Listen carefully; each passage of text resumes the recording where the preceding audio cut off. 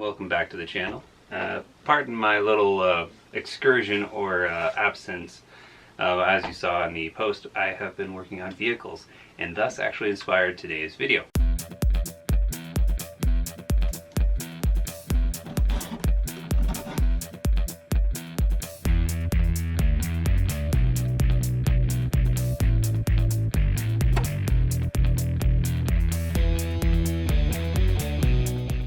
So I have been scrambling and trying to find sockets. My number one issue that I have the worst time with is just that all of the sockets that I have, I, like many of you probably as well, love Harbor Freight and purchase their wondrous sockets. And at first, this seems like a great bonus. You have a place to put all of them. You can put them on hooks. Seems like a great day. Downfall is over time, these seem really tight and they start getting really loose. And they start falling off. So to kind of help with that, or a lot of the sockets end up kind of getting lost here and there, we may also purchase things such as these. Now, I really like these, but they are cheap. And I've looked for different upgrades and different things and different solutions, and I enjoy this, but my problem with it is that I throw this in a bucket, I throw this in a tool bag, it gets beat around, knocked around, these get bent, these little clips fall off, the sockets fall off, and I just can't transport and work on the vehicles that I have as projects. I don't currently have a garage to work in, so all of my projects are outside. So whatever project it is, I go to the project. I don't have the ability to wheel out a nice tool stand or anything like that, so I have a bucket or I have a bag, and that's pretty much how my toolkit is run for working on vehicles. Now I have what I need, it's just finding what I need in the moment, takes more time than I'd like it to, and end up wasting a lot of my day either trying to dig for tools, find tools, or eventually end up buying and begrudgingly purchasing larger toolkits. As always, it is cheaper to purchase the entire toolkit from Harbor Freight than it is to actually purchase just 1 to 2 sockets from pretty much anywhere else. Home Depot and a couple others sell them. So I've looked on the internet and I've looked into a couple of different things on Harbor Freight. I'll actually roll here in a quick second. At Harbor Freight, they have these for your normal drives, such as your 3/8 drive, 1/2 inch drive, 1/4 inch drive. You can purchase just the little skinny actual socket sleeves. So my problem with this setup a little bit is that it is a little cheaper. They do work for the socket sleeves in the dollar range, but if you wanted to get something a little bit better, you're spending around $20+, and that's the cheap Harbor Freight price. If you go online for some of the Oslo options and a few others, you're buying sometimes $25 for a single sleeve, just like one of these, and it's a nice high composite, you know, like ABS plastic or something like that with a little spring bearing to help hold it in place. But not all of us have that kind of money, and not all of us are in a profession to feel that it's a justified purchase where we're not, you know, a mechanic for our life, our livelihood. We're not somebody that does welding as a livelihood and works with bolts quite regularly, so they may need a nice snap-on toolkit or anything else like that, and then need something to help hold all the sockets in place. So for my purposes of being able to be mobile, but also have everything in one spot, I'm opting to have my tool bag. It's an old Cobalt rolling tool bag that I got from a coworker. He had purchased it, loved it, and then sold it to me for I think 40 bucks.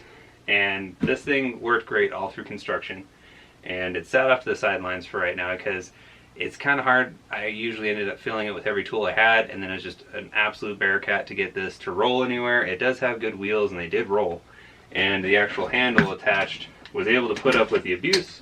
I put it through and worked good, but I had the idea of making those same sleeves from Harbor Freight, but instead of spending $20, I can maintain the purchase I already made for the sleeves that were $1 a piece, and then I can just make backboards for it and put a hand groove into it. I'm still maintaining my craft, and I get to utilize what I have in front of me without having to buy into a huge system of some kind. So we're gonna go into the process of just some simple backboards. You can mount up these same pieces onto it, and looking at the one from Harbor Freight, they are the exact same. They're just literally riveted to a flat piece of some kind of tin or super like tiny sheet steel. It's just rolled on the edges and then has a very cheap handle on top, and they still want 20 bucks for it. And that just seemed a little bit outrageous for what you get. And you are kind of stuck with that same 4, versus in this configuration you can have it all one size, one of each size, or so on and so forth. And I've got a few different ideas for how I want to configure mine. But this is going to be a cheap, quick, simple project. I just went through my remnant pile and grabbed a few different scraps that are already pre-planed and should slap together pretty quick. A lot of this is just going to be, I think I'm going to make 2 of the 4 of these little guys lined up. So my formula for what I've seen works good is I'm going to just have 2 boards essentially next to each other and then have 2 sleeves per board. And then on the back of it I'm going to go super simple, just like a crate or anything else, and just have a top and a bottom that kind of helps brace from the back. I'm going to do glue and pin nails just to help hold it together and secure. And then I have really short shallow screws for the 3 holes on the actual sleeve itself. So we have top, bottom, middle. And that's going to mount together, and they're just going to mount right next to each other. Pretty close, but enough room to get your fingers in there, whether they're greasy or not. And you just need that one socket. And I thought originally about kind of going overboard and like cutting in or engraving what socket goes where. But in all honesty, I feel like in order to do that, I need to have a pretty large platform, and I'm wasting a lot of space just to say where a socket runs. Versus when I'm putting it back together, it'll be a lot easier to just see a sleeve that can accept an actual socket into it. And if I get them out of arrangement, I can play with it later and put them back where they actually belong. And the other idea is that I know a few people have said, well, you know, steel can take oil, it can take this, it can take that. Well, on the other hand, with wood, if I know I'm working on some kind of old vehicle, it's going to be covered in oil wherever I'm working. So I know that even though it's not the pretty nice oil, these boards will get more oil than pretty much any of the rest of the products I make, at least more regularly, because of them actually getting used. So I'm not going to worry about the boards cracking or getting weathered or any damage like that. And it's a cheap enough build that I can honestly reproduce it at any given moment, and it'll cost me nothing. I can reuse the screws. I'm not using nails, I'm not using rivets that are all temporary single-use items, so if I need to replace it, I need to drill it out and then go down to the store and buy more. In this project, I'm making something that is super easy, will work awesome, and if it wears out, I can just rebuild it real quick. And I have the old one to be the template. So, without further ado and too much conversation about it, let's get to building some of these. I'm looking to hopefully have at least 2 in my toolkit, and I think I'm going to have a little fun with a router on it. So let's have some fun.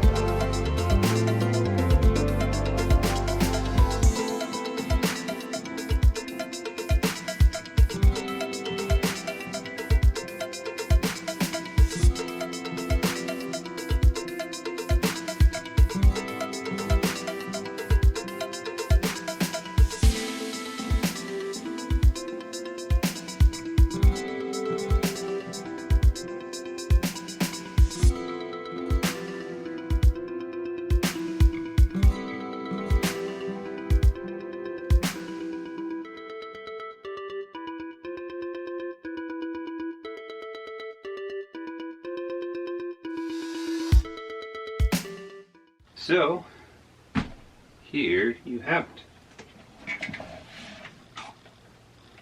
Oh, I'm super stoked about this. These are going to work awesomely. I have the little handle. It's about a 3-finger, 2-finger constant. And as you saw in the video, I had some massive tear out. At one of the points, there was just a hairline crack in the not plywood, but the pallet wood that I didn't see. So it tore out, but you never give up, never surrender, just keep pushing forward. I sanded it down, it looks fine. The reason I chose the dark stain is just as the dark stain has stained my hands, these are going to have oil on them constantly. I originally had just in the back of my head I was going to do natural, or I was just going to oil it because hey, oil is going to get on it. That was my whole thought process. But honestly, even though this isn't the most insanely long build video, I still put time and effort into making it. So why let that get ruined when I start using it and it gets oil all over it? So I had a few thoughts there. First thought was, of course, to stain it a dark stain that looks like oil. And this is the Jacobian, or Jacobine, or however you want to pronounce it. I love that stain, and it leaves a certain type of like an old gun stock or something, and that really reminds me of my grandpa, so I always enjoy that a bit. Some of the features of this is not only is there a nice little handle to be held, which I allowed this to be double thick. I could have just gone through the process of laminating a board and had it been on a board, but I wanted to double the thickness because with it being plywood style, with the multiple layers of just different types of wood, or just pallet wood rather, I wanted it to have a little bit more strength and structure due to that.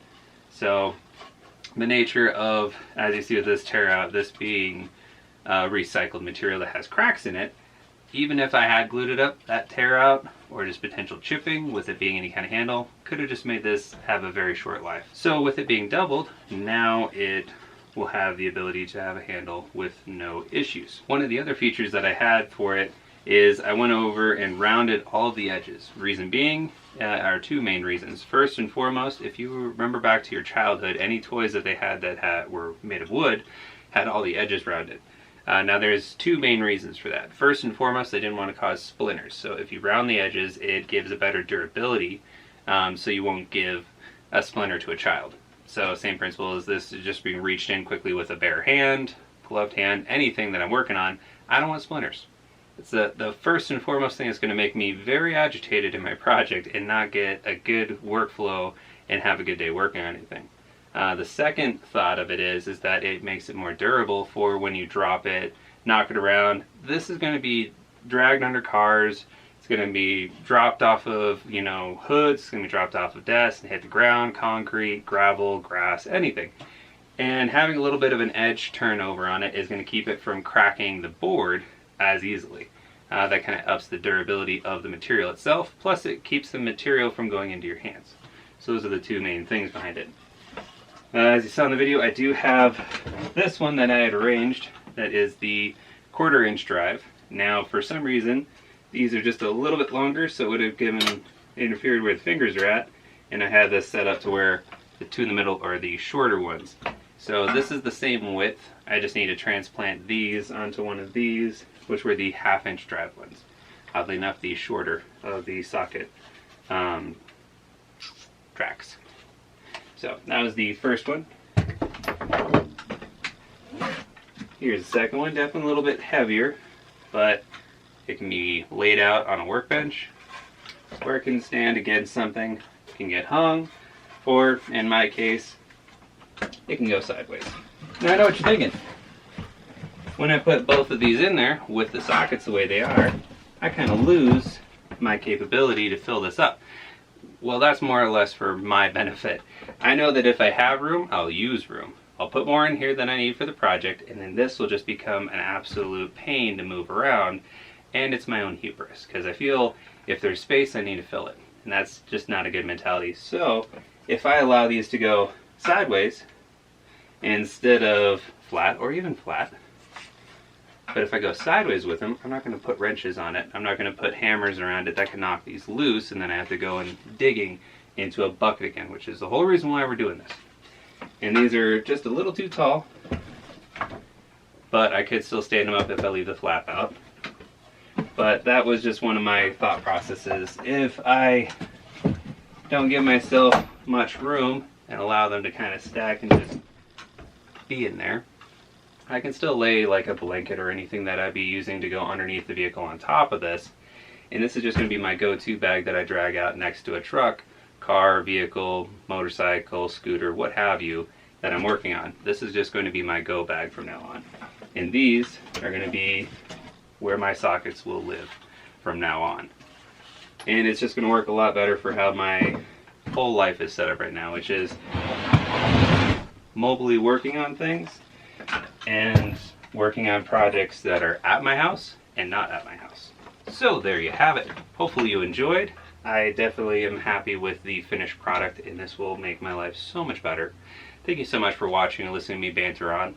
If you like the video, please hit the like button. If you can, hit the subscription button. Doesn't cost you anything, helps me out greatly. And if you like this enough that you want to know when I come out with content, I'm going to try to go back to a weekly format now that my vehicles are getting a little healthier and getting a little bit more done to them. And I've definitely put some mileage on these sockets themselves for sure. Make sure to hit that notification bell. It also doesn't cost you anything, and it'll let you know when I have content coming out. So thank you all so very much, and have yourself a wonderful day and or evening.